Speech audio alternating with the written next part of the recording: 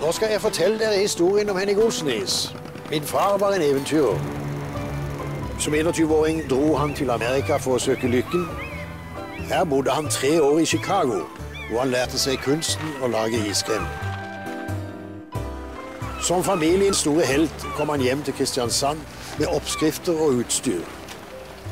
I 1924 startet han iskremproduksjon på bakrommet i sin sjokoladebutikk.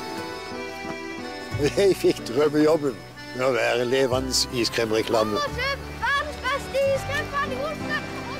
Iskremmen var så god at det gikk gjetord langt utover landet, og salget steg. Da hjemmefryseren kom på slutten av 50-tallet, satset vi for fullt og bygde den første og mest moderne iskremfabrikk her i landet.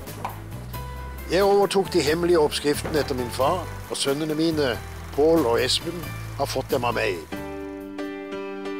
På den måten har Henning Olsenis i alle år greid å beholde den gode smaken.